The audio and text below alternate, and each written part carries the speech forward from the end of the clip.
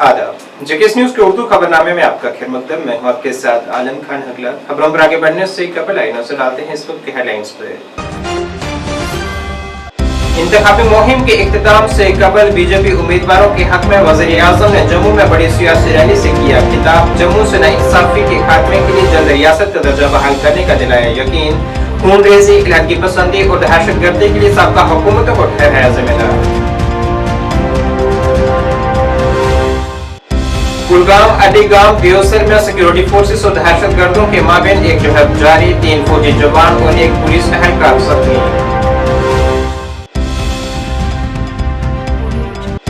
आज मनाया जा रहा है रेबीज से मुतल्लिक आलमी दिन। कुत्ते और दीगर जानवरों के काटने पर टीकाकारी कराने से मुतल्लिक जानकारी की जा रही है आम।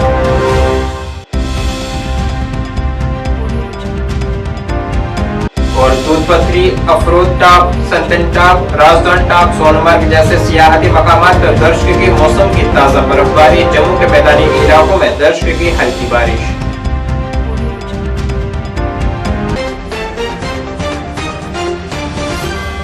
अब खबरें तफसील से।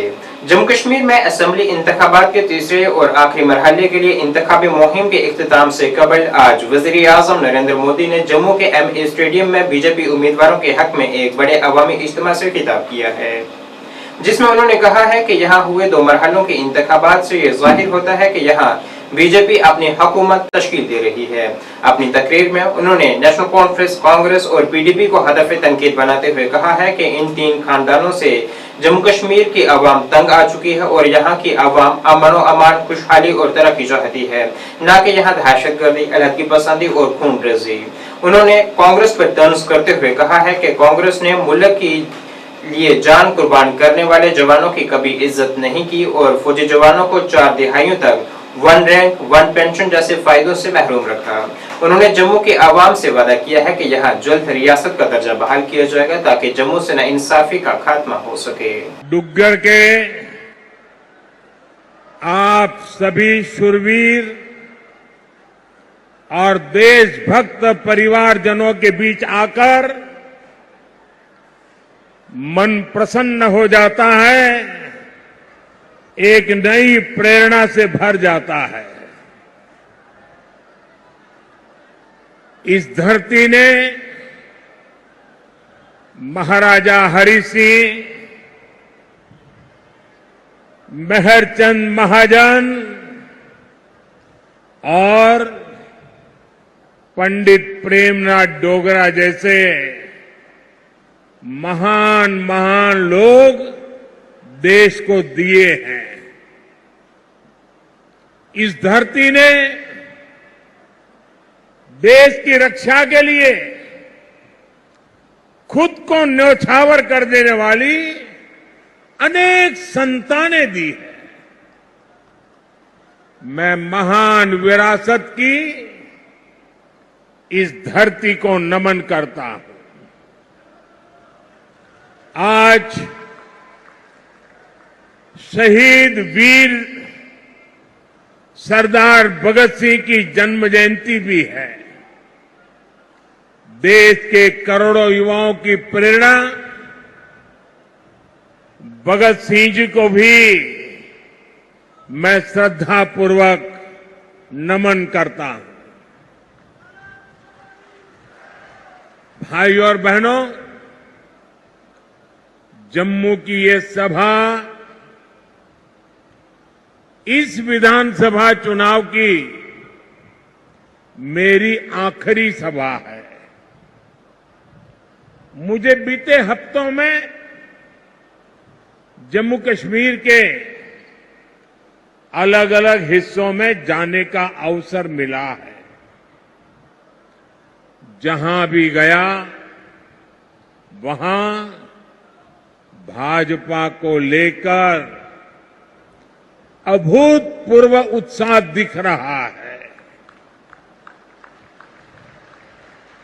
जम्मू कश्मीर के लोग कांग्रेस, एनसी और पीडीपी के 3 खानदानों से त्रस्त है।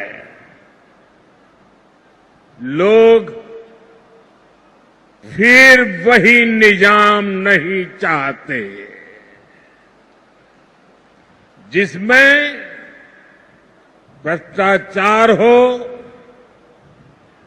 नौकरियों में भेदभाव हो। जम्मू कश्मीर के लोग आतंक, अलगाव, खून खराबा अब नहीं चाहते। वज़ीर-ए-आज़म नरेंद्र मोदी के जम्मू एमए स्टेडियम में अवामी इज्तिमा में शिरकत के लिए आज जम्मू, सांबा, कठुआ और उधमपुर से भी बड़ी तादाद में लोगों ने शिरकत की है, जिसमें उनका कहना था कि जम्मू कश्मीर के आवाम को वज़ीर-ए-आज़म से काफी उम्मीदें वाबस्ता हैं, क्योंकि गुज़िश्ता 10 बरसों में भी उन्होंने जम्मू कश्मीर के हालात को काफी हद तक बेहतर किया है।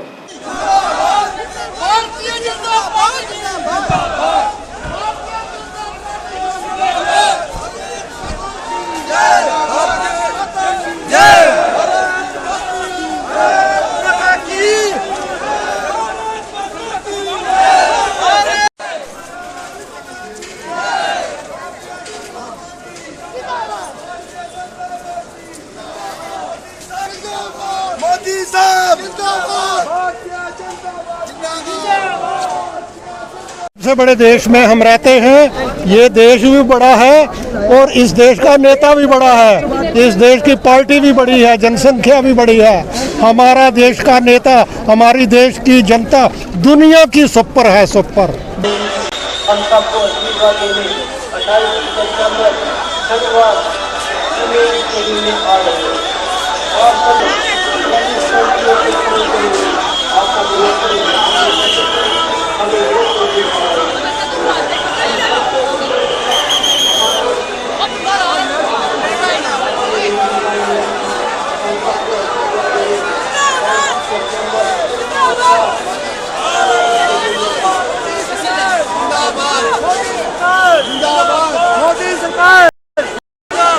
श्री नरेंद्र भाई मोदी जी जो भी कुछ बोलते हैं वह सच ही बोलते हैं, वह झूठे वादे करके जाते हैं पब्लिक से।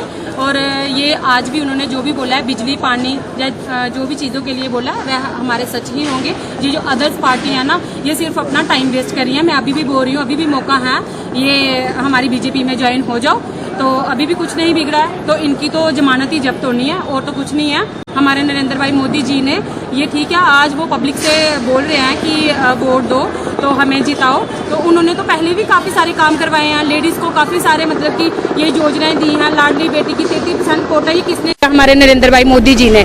और जो 5 लाख का आयुष्मान कार्ड है, ये अदर्स पार्टी वालों को क्या नहीं मिला है? सबको मिला है। हमारे नरेंद्र भाई मोदी जी ने ये तो किसी को नहीं बोला है कि ये कांग्रेस का है, ये एनसी का है, ये पीडीपी का है, इसको नहीं देनी स्कीम।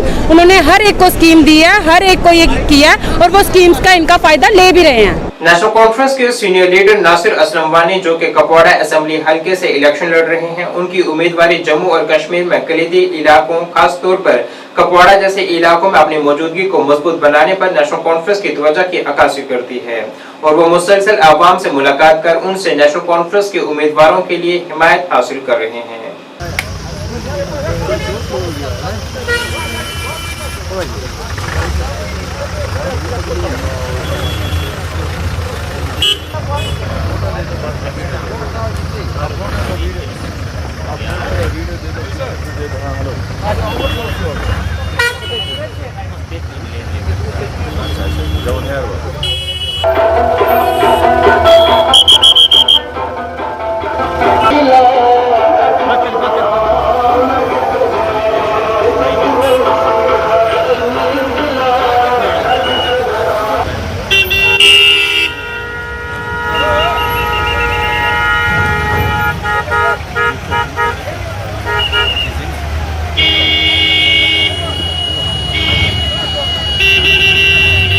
गैप रहा, गवर्नमेंट के और लोगों के दरमियान बहुत बड़ा गैप रहा।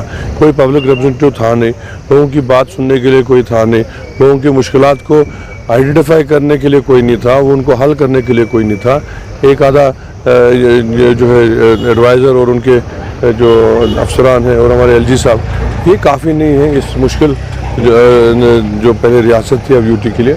इसका टेरेन डिफरेंट है, दूर दराज इलाका है, बहुत मुश्किल में लोग हैं। जब भी कैंपेन में मैं जाता हूँ कुछ इलाके तो ऐसे है कि वहाँ आदमी को शर्म आती है वोट मांगने से भी, क्योंकि कोई फैसिलिटी हुई नहीं पिछले 10 साल में। कहीं एक कील नहीं लगा नया, कहीं एक पत्थर नया नहीं लगा है। जहाँ हम 2014 में छोड़ के गए थे वही हालत आज भी है। तो उनका खुद कंडक्ट क्या है, वो जो एक शख्स राजकुमारी के नारे दे रहा था उसको वो सपोर्ट कर रहे हैं, वो ठीक है?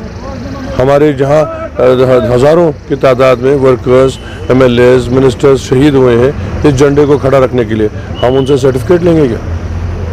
हमारे नेशनलिस्ट कर ये जो होने का, उनसे हमको सर्टिफिकेट चाहिए जो गायब ही हो गए थे जब यहाँ 90 के बाद मुश्किल हालात थे। आज जब सब कुछ ठीक है तो आके वो यहाँ सियासत करने आए, तब वो कहाँ थे?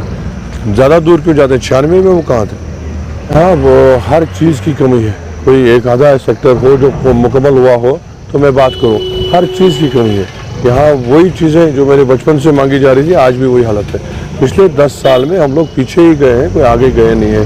बिजली का निज़ाम बिल्कुल अबतर है, सड़कें आप देख रहे हैं कितने खस्ता हैं, पानी का निज़ाम कहीं नहीं है, लोगों के रोज़गार का कोई क्या वसीला नहीं है। हेल्थ केयर बिल्कुल तबाह हो गया है। हमारा डिस्ट्रिक्ट हॉस्पिटल था, इसको तो डाउनग्रेड करके सब डिस्ट्रिक्ट से अब CHC बनाया गया है। इसको सुपर स्पेशलिटी हॉस्पिटल बनाना हमारा अवलीन फ़र्ज़ होगा, क्योंकि हेल्थ केयर और ये जो पब्लिक इम्यूनिटीज़ हैं वो लोगों तक पहुंचाना हमारा फ़र्ज़ है। लोगों के जितनी मोहब्बत दे रहे हैं, मैं उनका कितना शुक्रिया करूं, मेरे पास अल्फाज नहीं है।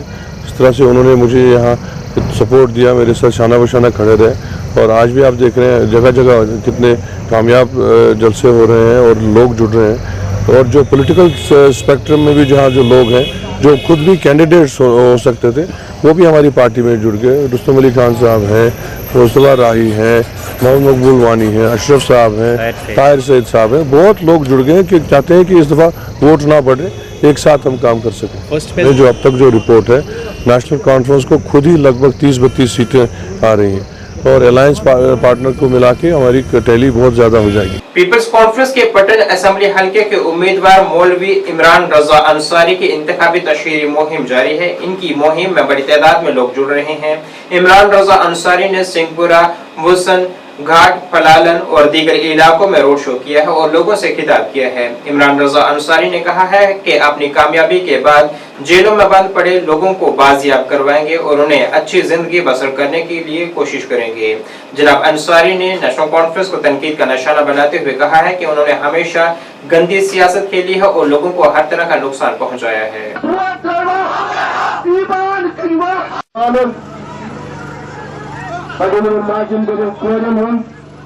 शुक्रिया अदा करान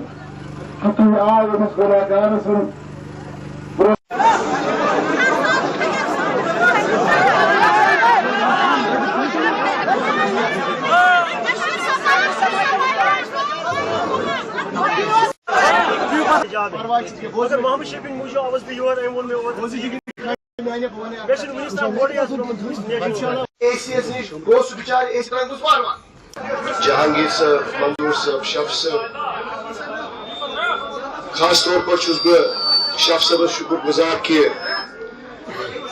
फारूक साहब तशीयती में वुश्न कि शफ साहब कोर यह प्रोग्राम बहुत सारे शुक्र गुजार। खास मुद्दा रूद गुंड तोनुक डाउन तोनुक बेका मलाई शाहरुख खान से ना बाजी कर बादशाह खैर यमन दियो तुई वन मे वन अवै मूजूब अबुल हसन योर सत ताकि ये वनो तुह यह NGO सिक्स मज मगर नाव जुतस क्या RSS सतन तो हेक्यो ये बिलीव करित जो डिमांड्स है इंशाल्लाह वो डिमांड्स तब पूरी हो जाएंगी जब हम यहाँ से चुन के आएंगे। सब कुछ अब लोगों पर है कि किसको अपना एतमाद देंगे। डिमांड्स बहुत ज़्यादा है, आप तस्वुर ही नहीं कर सकते हैं कि कितनी बदहाली है और लोग कितने मुसीबतों में ज़िंदगी कर सकते हैं। ये इनकी फाइलें हम जो हैं इनकी फाइलें खुलवा कर जो भी उस वक्त होम मिनिस्टर होंगे उनसे बात करके, जो भी चीफ मिनिस्टर होंगे उनसे बात करके केस में केस रिव्यू करके उन केसों को जो उनके सरों के ऊपर है उनको रद्दी की टोपी में फेंकने के लिए अभी वोट से पहले कोई जीत की बात करता है तो हो सकता है कि उनको बीजेपी के साथ कोई न कोई इत्तेहाद हो गया है कि बीजेपी के साथ मिलकर कोई न कोई खेल खेलना चाहते हैं। महमूद साहब ने अगर ऐसी बात की है तो मुझे लगता है कि इस बात को संजीदगी से और बारीकी से देखा जाए और देखा जाए कि किस बिना पर उन्होंने इतना बड़ा दावा किया। अभी तो वोटिंग भी नहीं हुई है, अभी तो मशीनें भी नहीं आई हैं, अभी तो पोलिंग स्टाफ भी तैनात नहीं हुआ है। महमूद साहब का इतना बड़ा दावा मुझे लगता है इस पर बाज़ाब्ते तौर पर हमें संजीदगी से सोचना शुक्रिया। मैं जहाँ भी गया लोगों का मुझे प्यार मिला। अल्लाह ताला से बस दुआ हो कि मैं इंशाल्लाह अगर लोगों ने कल भी वोट मुझे दिया और मुझे अपना MLA बनाया, अल्लाह ताला मुझे हिम्मत दे, अल्लाह ताला मुझे ताकत। वहीं पीपल्स कॉन्फ्रेंस के चेयरमैन सज्जाद गनी लोन ने आज हिंदवाड़ा कस्बे में एक बड़े रोड शो का इनेकाद किया है, जिसमें अपनी मौजूदगी का मुजाहरा किया और मकामी हामियों के साथ मशगूल रहे। रैली राजवर रोड पर वाक़ा उनके रिहायशगाह से शुरू होकर अस्पताल रोड की तरफ बढ़ी, जिसकी वसादत से अवाम से पीपल्स कॉन्फ्रेंस की हिमायत हासिल करने की कोशिश की गई है।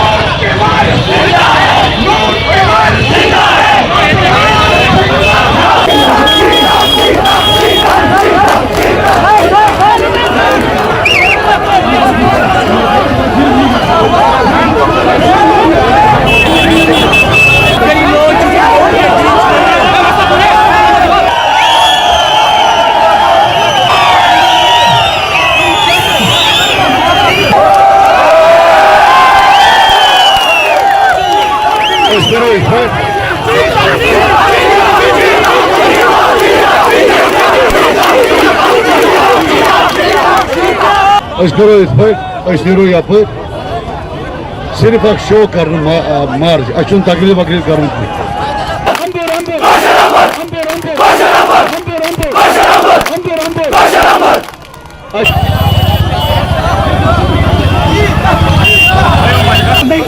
नहीं चलेगी बीजेपी का जो यार है।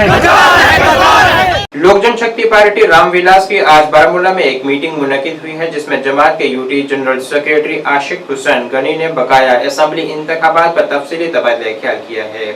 इजलास में पार्टी की हिमायत की हिकमत अमली और इंतखाबात में हिमायत याफ्ता उम्मीदवारों के इंतखाब पर तवज्जो मरकूज की गई है। इस मीटिंग का मकसद पार्टी को मजबूती बनाना और इस बात को यकीनी बनाना था कि लोगों के मफादात की मुवस्सर तरीके से नुमाइंदगी करने के लिए मौजूदा उम्मीदवारों का इंतखाब किया जाए।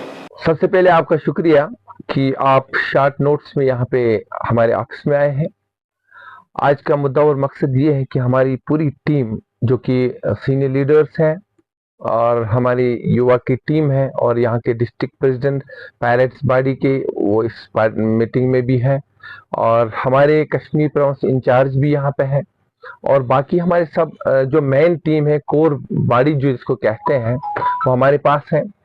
आज का मुद्दा और मकसद ये है कि इलेक्शन 1 तारीख को होने जा रहा है, बारामूला में वोटिंग हो रही है।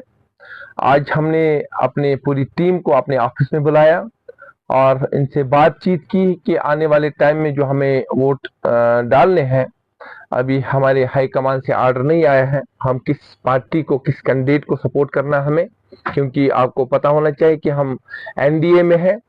As a state general secretary Lok Janshakti party की हैसियत से मैं बात कर रहा हूं, जो मैं कश्मीर ड्यूटी।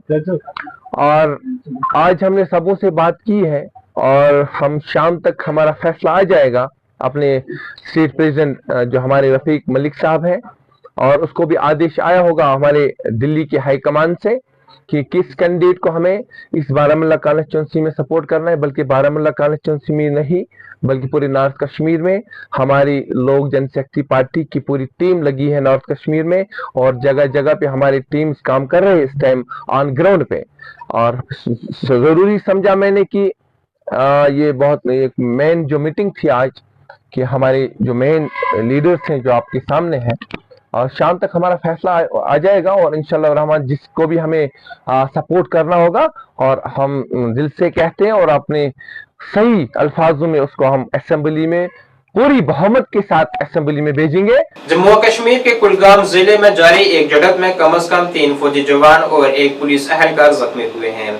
अडीगाम देवसर कुलगाम में सुबह के औकात में एक तलाशी टीम पर वहां मौजूद दहशतगर्दों की जानिब से गोलीबारी शुरू की गई, जो कि बाद में जवाबी कार्रवाई की वजह से झड़प में बदल गई। इस फायरिंग में फौज के 3 जवान और एक additional superintendent of police ASP जख्मी हुए हैं। जख्मियों को फौरी तौर पर तिब्बी मरकज मुंतकिल किया गया और जख्मियों की हालत मुस्तहकम बताई जा रही है। IGP कश्मीर के बेदी ने जानकारी दी है कि ऑपरेशन अब भी जारी है और जख्मी जवानों की हालत मुस्तहकम है।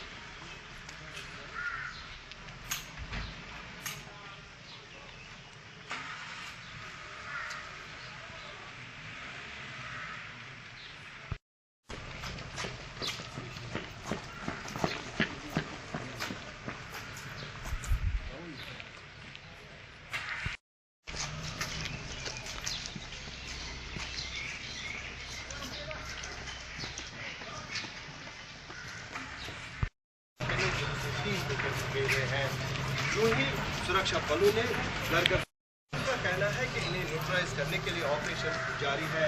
खुर्शीद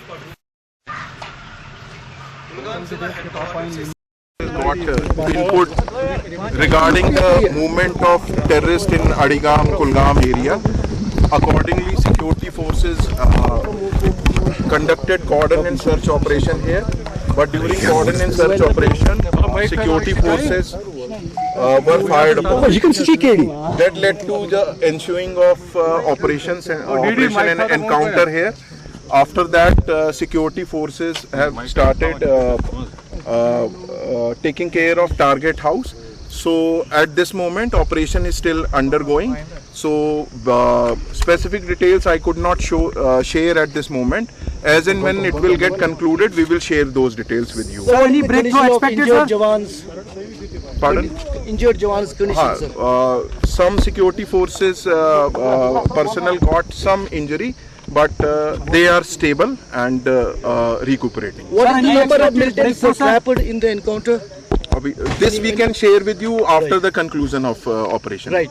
काउंटर पूरा मुकम्मल नहीं हुआ है और इस तरीके की जो बारीक तफसीलात हैं वो जब ऑपरेशन कंक्लूड हो जाएगा उसके बाद आपसे ये शेयर कर ली जाएगी। सर क्या कोई बड़ा ब्रेक एक्सपेक्टेड है?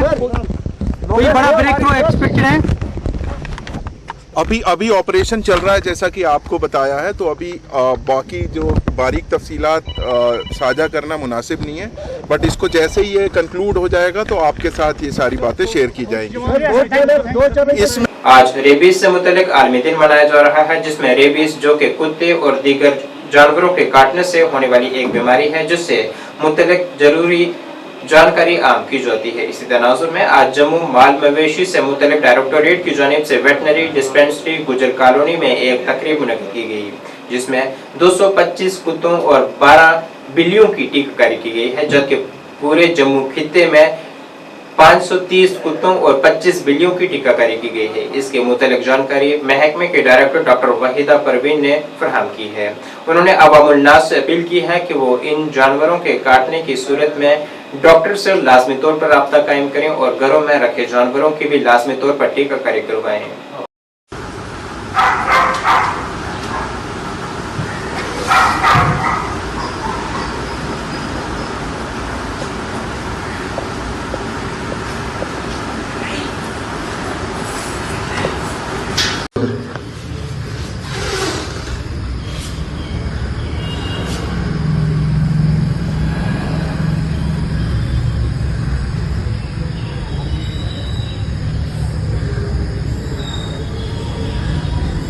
सबसे पहले मैं अपने सारे देशवासियों को, अपने जम्मू कश्मीर वासियों को आदाब, नमस्कार और सलाम पेश करती हूँ।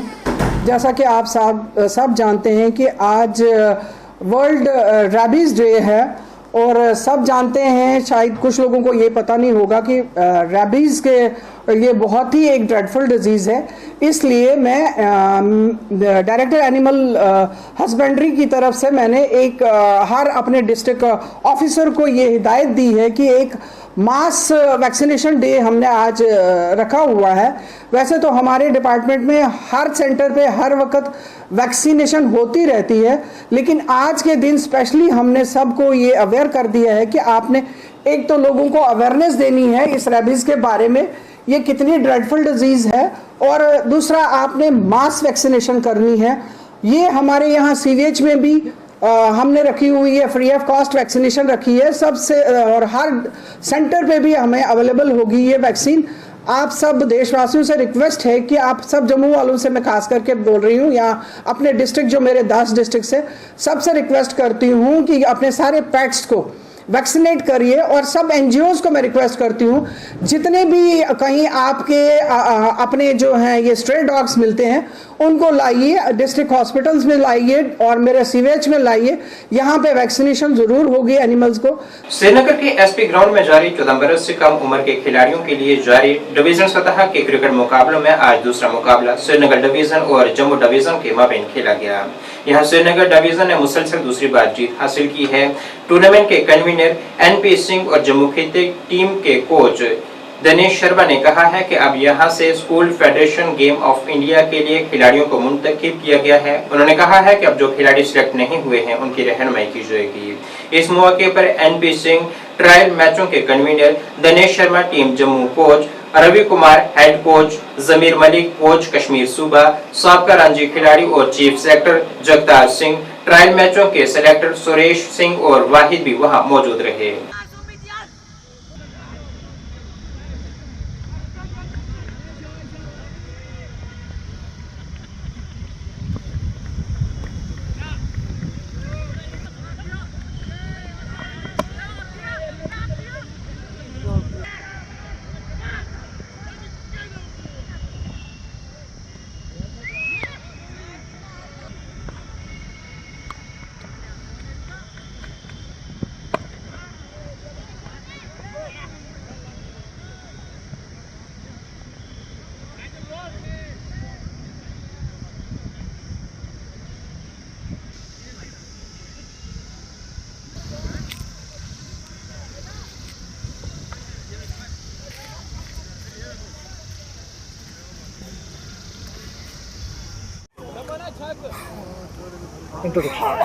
मैं दिनेश शर्मा जम्मू डिवीज़न से आया हूँ। आज सेकंड मैच था हमारा जम्मू डिवीज़न और श्रीनगर डिवीज़न के बीच में, और आज भी श्रीनगर ने ही अनफॉर्चुनेटली जीत लिया मैच। अनफॉर्चुनेटली हमारे लिए अनफॉर्चुनेट रहा, उनके लिए फॉर्चुनेट रहा। आज मैच जीत लिया उन्होंने। तो अभी जो बच्चे कुछ जो पेंडिंग थे, क्योंकि 2 मैच हुए, 16 प्लेयर्स थे, तो जो पेंडिंग है उन्हीं का भी ट्रायल प्रोसेस चल रहा है, और इसके बाद टीम जो है वो हमारी SGFI के लिए सिलेक्शन होगी। तो इसके बाद जो प्लेयर्स है जिन्होंने परफॉर्मेंस अच्छी नहीं दी है, क्या उनकी भी काउंसलिंग होगी? हाँ, काउंसलिंग अपने अपने जब जाएंगे हम उनको बताएंगे कि क्या क्या करना है, फिर वो जाके और प्रैक्टिस करेंगे और अगली बार और अच्छे से प्रैक्टिस करके आएंगे। इसके बाद कितने मैच और है? आज मैच खत्म हो गया हमारा। अभी जो ये इंटर डिवीजन मैचेस हुए हैं अंडर 14 ईयर्स एज ग्रुप के, तो इसके बाद इसकी एक नेशनल टीम बनेगी जो JKUT को रिप्रेजेंट करेगी फ्यूचर में। तो कौन कौन सी टीम्स आज खेल रही है? ये Jammu division versus Kashmir division. कल भी इसमें मैच एक हुआ था, तो उसका रिजल्ट फिर क्या आया था? जी, वो कश्मीर डिवीजन ने मैच जीता। अभी भी आज भी कश्मीर डिवीजन ने सेकंड मैच जीता है। अच्छा। तो फर्दर सिलेक्टर्स यहाँ पे आ चुके हैं, सिलेक्टर्स अपना काम कर रहे हैं। तो अब फाइनल टीम सिलेक्ट होके जो नेशनल को रिप्रेजेंट करेगी। उसमें मिक्सचर में जाएंगे? जी जी, बिल्कुल बिल्कुल। कितने खिलाड़ी लेने हैं? इसमें हमारे 16 होते हैं, तो प्लस 2 स्टैंड बाय रहेंगे, ताकि अगर कोई उस टाइम नहीं जा पाए किसी भी वजह से, तो स्टैंड बॉयज को उस टाइम चांस दिया जाता है। इसके बाद कितने मैच है?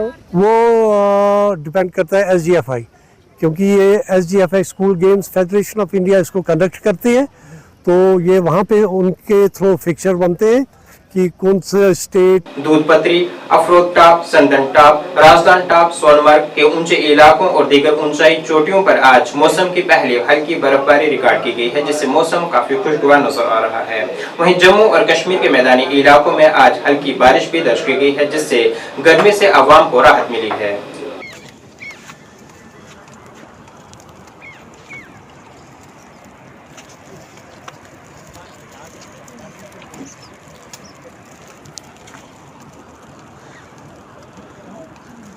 नाज़रीन, इस वक्त के उर्दू बुलेटिन में बस इतना ही। मुझे मेरी टीम के साथ दीजिए इजाजत। अल्लाह हाफिज।